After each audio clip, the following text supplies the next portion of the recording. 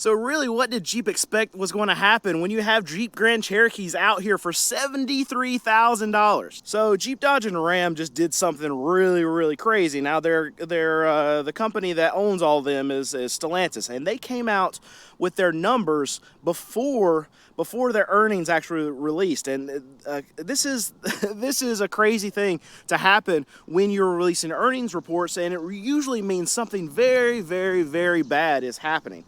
And the reason why they do this is because they want to soften all of the expectations of their earnings for their shareholders. And what they hope to do with this is prevent a massive stock sell-off all at one time. And you can spread out the bad news. So what happened was that in the first half of this year, they actually lost $2.7 billion. And this is in a comparison to last year's first half where they made $6.6 billion. Think about that swing that's actually happened.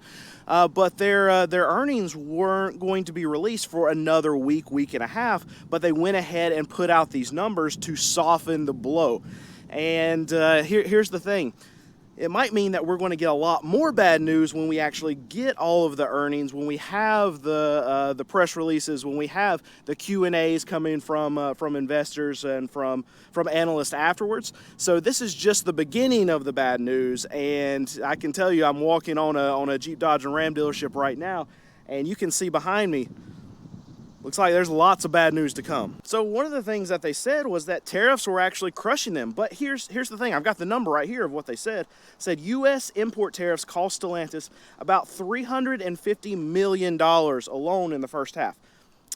$350 million. Let's not sneeze at that number, right? That's a big number. That's a lot of money.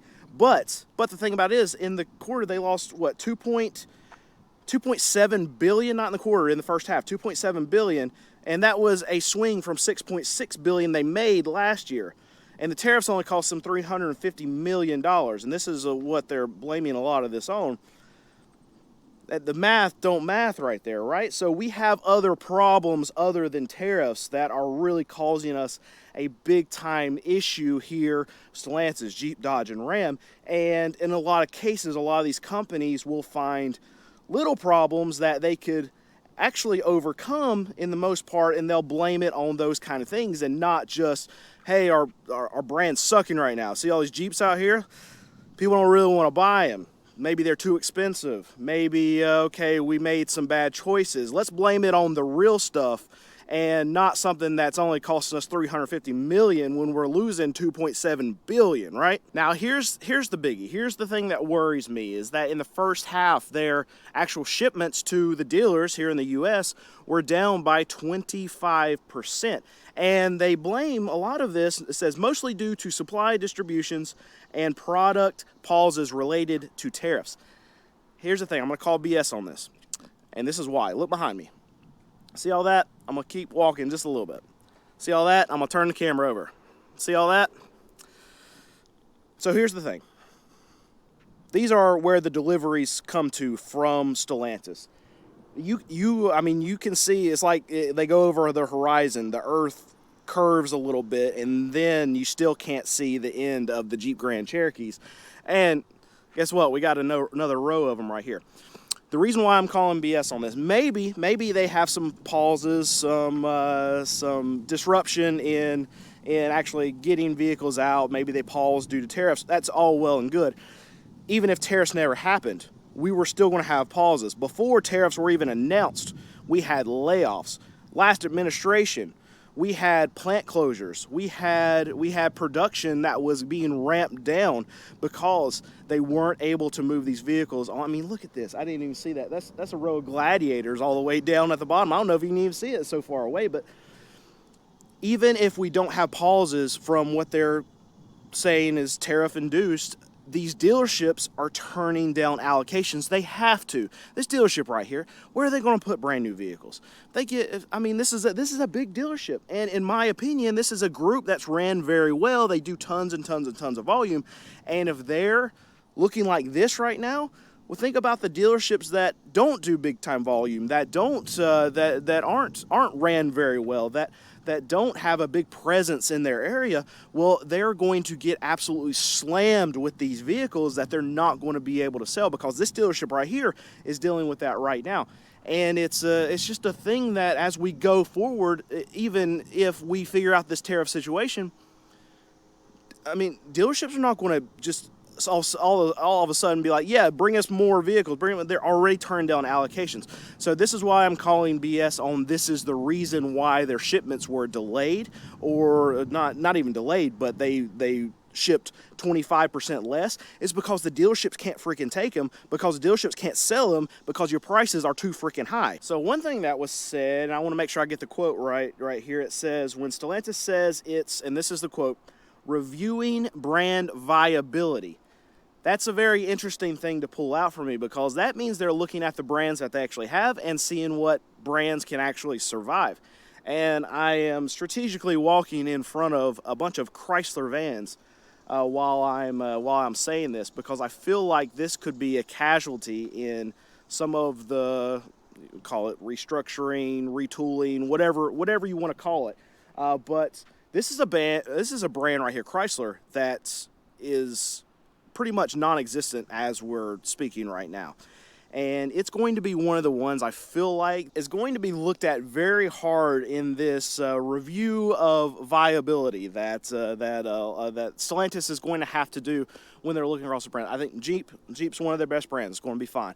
Ram, one of the best brands, is going to be fine. Now we have to take a good hard look at the brands that maybe are not fine. They are not. They're not doing any work. They don't have products that people are excited about. And I'm going to say something that probably a lot of people are going to be upset with. I mean, Chrysler, we know it's almost non-existent at this point. But Dodge is a big problem for them. And there's nothing that's been exciting really in the last few years. Now you have your truthers out there with your Hellcats, your Chargers, your Challengers. But when you pass those two models, what are you looking at in Dodge that anyone's even excited about? Remember, we had the one of the worst, if not the worst, selling vehicle on the market when vehicles were actually selling very good, and that was the Dodge Hornet. We had days supply of these things that was reaching like 600 and 700 days at a lot of these dealerships. And here's the thing, we have a new CEO now, and he wants to go a different direction. 100%. That's what we want. But all of this takes time. He said the second half of the year is going to be a gradual recovery. I don't see it. So here's the thing. We can right the ship right now. We can turn it. We can make a complete 180 U-turn right here. 180 U-turn. We can make a U-turn. We can turn 180 degrees. That's what I'm trying to say. Right now. It takes time, and it takes a lot of time when you're making vehicles, high content vehicles that are out here, these Jeep Grand Cherokees that they've got to sell for $50,000, $60,000, $70,000, $80,000 because it costs them a lot to produce. They put a lot of stuff in these things. You can't just all of a sudden bring out this $60,000 Jeep Grand Cherokee and say, oh, well, now it's $40,000 and still expect to make money because we've already produced this for X amount of dollars. They have to go through R&D. They have to make the vehicles that are simpler with less content in them and be able to market them to the consumers that they used to have. Think about what Jeep has always been. They've been affordable. They've been rugged. They've been simple vehicles. The Wrangler is one of the best vehicles known to man. They had that 6-cylinder motor that you couldn't blow up. You could run it through the mud. You could put it underwater and it just keep going and going and going. And that's the thing. They have to get back to that simple, rugged, affordable type of thing, and not a $70,000 luxury vehicle. Because who's the buyer for a $70,000 Jeep Grand Cherokee? They're just not there. When you can get, something in a similar type of vehicle at a Lexus, a BMW, at Mercedes, those are the consumers that Jeep was trying to go after with their last regime. And those aren't Jeep customers. They're not going to have a Jeep badged vehicle in their driveway. They're going to go to a brand that is luxury and is known for luxury because that's what they're paying for, and they're not going to have a Jeep sitting there. And this is what Jeep figured out. This is what the new CEO knows, and we've even had them come out and say, so, yeah, maybe we price stuff too high, right? Duh. All right, we're learning this. We're finding out right now. You can go on to any dealership, any Jeep, Dodge, and Ram dealership right now, and look at some of the price points of these SUVs. Average families used to buy these things. That was the consumer base for Jeep Grand Cherokee, for the Wranglers, for the Rams, the 1500s, and they raised their prices more than any other brand out there. It's becoming a problem for Jeep, and it's going to be a problem that they're going to have to deal with for years and years and years until they completely change the direction of the boat. So I can actually show you what a lot of these dealerships are doing that are at these distressed brands. You think not only Jeep, Dodge, and Ram, but like your Nissans and in a large part Mitsubishi dealers. They're probably even the worst offenders of this than any other brand. But you see all these cars that are behind me right here, and then this whole row that's right here, and then even behind me, this whole row. I mean, this is a large dealership, but the only amount of new vehicles that they're actually presenting out here, they've got more in storage though, but they have 2 rows of these Jeep Grand Cherokees, and then they have a bunch of their Wranglers. They're going to have new Wranglers out here because that's what they sell the best if you're looking at a Jeep dealership. But all of these are used. What I'm showing you, a large portion of what they're actually out here displaying are used vehicles. And that's what a lot of these dealerships are having to do, where their brands are struggling. They're having a hard time moving new vehicles. And in a lot of cases, consumers are saying, well, their new vehicles aren't worth me actually buying. So what these dealerships are doing to keep their head above water is turning into glorified used car dealerships. And I've actually got a buddy who runs a Nissan store, and this is one thing that he said that he's done a lot more is he's buying a lot of used inventory from auctions and actually selling them on their dealership. And he's very smart by doing this, because they can actually make a lot more money off their used inventory than they can off the new stuff. And just like here at these Jeep dealerships, the amount of money that they have to take off, they got Chrysler vans over here. The amount of money that they have to take off Chrysler vans, that they have to take off even Wranglers right now, or I mean, this is a Ram dealer too. They have a bunch of Ram trucks over there. With the incentives and everything that's coming from the manufacturer, and then the dealership having to actually cut prices too. Well, in a lot of cases, these dealerships are going to be breaking even or even losing money on the front end of selling a lot of these new Jeeps, the Dodges, the Rams. So they would much rather get the margin out of these used vehicles that are behind me. And this is what I'm saying from my buddy who's saying all these dealerships these new franchise dealerships are turning into glorified used car dealers. Because you have to think about the mindset, where the money comes from. And yeah, they can get money from the manufacturer for hitting sales goals, but in a lot of cases, these brands that are struggling, just like one I'm on right now, I mean, they have their sales goals set in front of them. That's almost a laughable thing, because even if they lower the amount of vehicles that they have to hit for their sales goals, some of these brands have brought down move the goalpost a little bit, where you hit 80-90% of your sales goal, then you can still get a massive chunk from the manufacturer.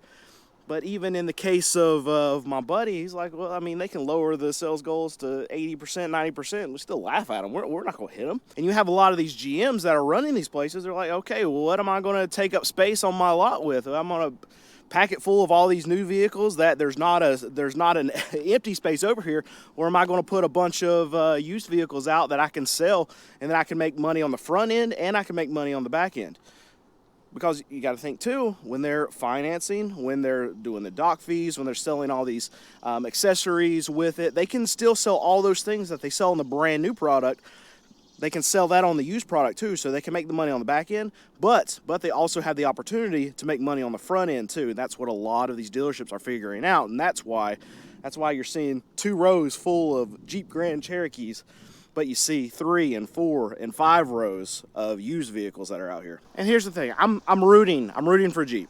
I don't care about Chrysler, I don't care about Dodge, don't even in a large part care about Ram, but I love a Jeep Wrangler, and I've had lots of them throughout my years of being a car dealer.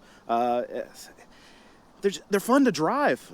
I mean, they have, especially get a manual transmission. You get the thing that's got some power behind it, and it feels like it's pushing you along. Even in this, I like the little two-door models. They were lighter, and they were fun to drive. Take the top down. It was this experience in a vehicle. So I'm rooting for them. I want to get back to a place where you can buy one. What was the new price of one? 6, 7, 8 years ago? I mean, I would assume you could probably get one brand new for $35,000. And now, I mean, here's a Sierra right here, $59,000. And this is one of the biggest problems that a lot of these brands, a lot of these dealerships are having to wrestle with. I mean, every time I go into Jeep, Dodge, and Ram dealership, I ask the salespeople, like, what's the problem? Why aren't you selling cars? It's like, man, our price is too high. These dealerships want the same thing that I want, that consumers want. It's not a dealership problem at this point. Now, a few years ago, we can argue big time dealership problem because they were marking everything up $10,000-$20,000. That's a dealership problem at that point. But right now, you can get stuff under MSRP at all of these dealerships.